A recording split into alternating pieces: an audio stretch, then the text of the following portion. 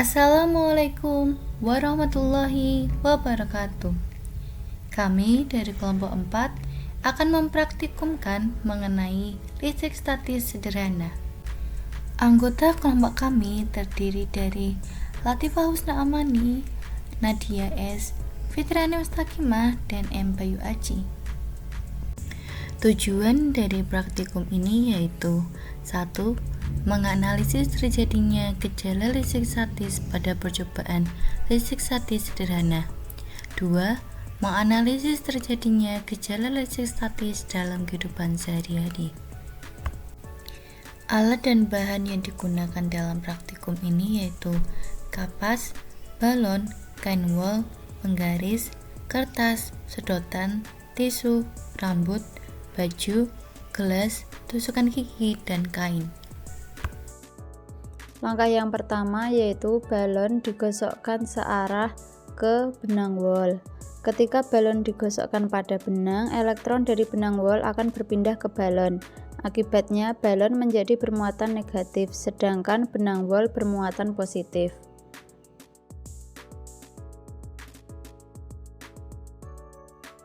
Setelah itu, balon didekatkan ke kapas, maka balon akan menarik kapas. Uji listrik statis menggunakan kertas, tisu, dan sedotan.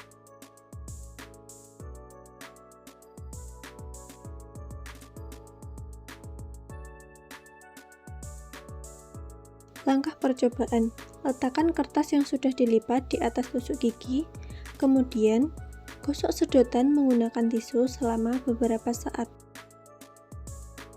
Setelah itu, dekatkan sedotan pada kertas.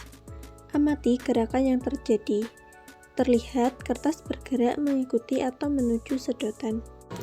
Langkah praktikum uji listrik statis menggunakan serpihan kertas dan balon. Langkah pertama yaitu gunting kertas menjadi serpihan-serpihan kecil, lalu gosokkan balon ke baju.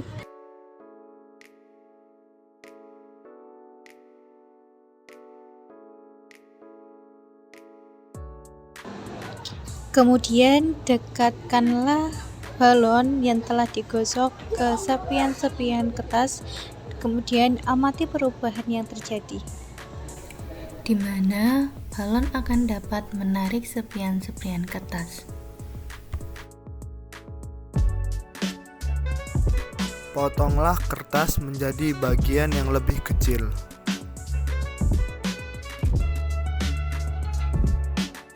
Lalu siapkan penggaris dan gosokkan ke rambut beberapa saat.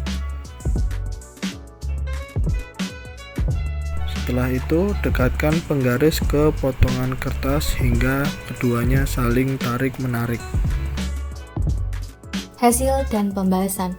Listrik statis adalah fenomena pengiriman muatan listrik pada suatu benda. Muatan ini dapat timbul ketika dua benda digosokkan. Elektron dapat berpindah dari satu benda ke benda lainnya, menyebabkan salah satu benda bermuatan positif atau kekurangan elektron, dan benda lainnya bermuatan negatif atau kelebihan elektron. Pada percobaan pertama, balon dan kapas, prosesnya ketika balon digosokkan pada benang, elektron dari benang wol akan berpindah ke balon. Akibatnya, balon menjadi bermuatan negatif, sedangkan benang wol bermuatan positif. Hasilnya, ketika balon yang telah bermuatan negatif didekatkan dengan kapas, kapas-kapas tersebut akan tertali ke balon. Hal ini terjadi karena muatan negatif pada balon menginduksi muatan positif pada bagian kapas yang terdekat, sehingga terjadi gaya tarik-menarik. Pada praktikum kedua sedotan dan kertas, prosesnya ketika sedotan digosokkan pada tisu, elektron dari tisu akan berpindah ke sedotan. Akibatnya, sedotan menjadi bermuatan negatif dan tisu bermuatan positif. Hasilnya, sedotan dapat menarik kertas sehingga kertas dapat berputar mengikuti arah sedotan. Pada percobaan ketiga, balon dan kertas, prosesnya ketika balon digosokkan pada kain atau baju, elektron dari kain akan berpindah ke balon. Akibatnya, balon menjadi bermuatan negatif sedangkan kain bermuatan positif. Hasilnya, ketika balon yang telah bermuatan negatif didekatkan dengan potongan-potongan kertas, kertas-kertas tersebut akan tertali ke balon.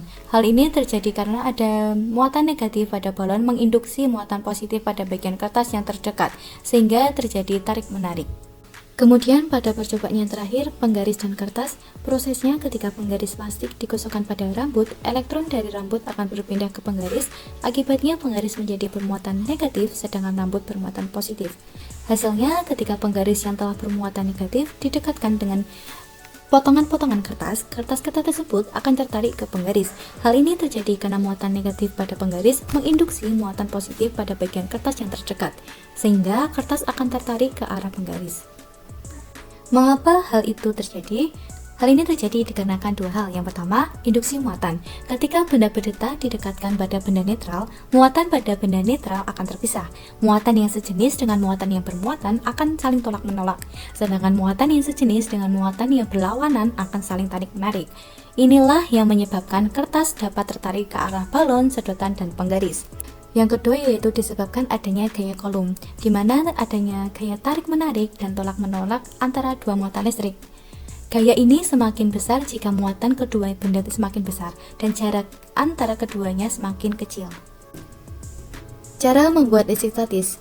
Listrik statis sederhana dapat ditimbulkan yang pertama dengan gesekan. Ketika dua benda yang berbeda jenis digosokkan satu sama lain, elektron yang berpindah dari satu benda ke benda lainnya sehingga dapat menyebabkan timbulnya listrik statis. 2. Kontak. Ketika dua benda yang memukul berbeda saling bersentuhan, muatan listrik akan berpindah dari benda yang muatannya lebih tinggi ke benda yang muatannya lebih rendah, hingga kedua benda tersebut memiliki muatan yang seimbang.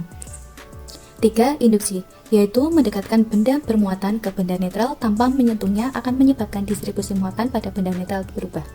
Bagian benda netral yang dekat dengan benda bermuatan akan memiliki muatan yang berlawanan, sedangkan bagian yang jauh akan memiliki muatan yang sama.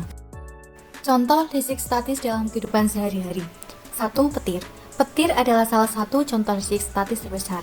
Awan yang bergerak di langit akan mengalami gesekan dengan udara dan partikel lainnya, sehingga menyebabkan pemisahan muatan. Ketika muatan ini cukup besar, listrik statis akan dilepaskan dalam bentuk kilat atau petir. 2. Sengatan listrik saat menyentuh logam. Setelah berjalan di atas karpet, kamu mungkin merasakan sengatan kecil ketika menyentuh pegangan pintu logam. Ini terjadi karena tubuhmu mengumpulkan muatan listrik statis dari gesekan dengan karpet, dan ketika menyentuh logam, muatan tersebut dilepaskan. Kesimpulan dari percobaan ini adalah bahwa listrik statis terjadi ketika elektron berpindah dari benda satu ke benda lainnya, menyebabkan benda-benda tersebut menjadi bermuatan listrik. Benda bermuatan negatif dapat menarik benda netral melalui induksi muatan, dan gaya tarik-menarik ini dijelaskan oleh hukum Coulomb. Semakin besar muatan dan semakin dekat jaraknya, semakin kuat gaya tarik yang terjadi. Keamanan. Praktikum uji listrik statis merupakan praktikum yang sangat sederhana, sehingga tidak memerlukan pengamanan apapun saat melakukannya. Hal ini dikarenakan proses praktikumnya menggunakan alat dan bahan yang tidak membahayakan diri sendiri dan orang lain. Namun, apabila dalam prosesnya menggunakan alat dan bahan yang dapat menimbulkan tegangan listrik yang besar, tentu saja kita perlu menyiapkan alat pelindung diri agar mengantisipasi terjadinya bahaya. Sekian video praktikum dari kelompok kami. Apabila terdapat kesalahan, kami mohon maaf. Wassalamualaikum warahmatullahi wabarakatuh.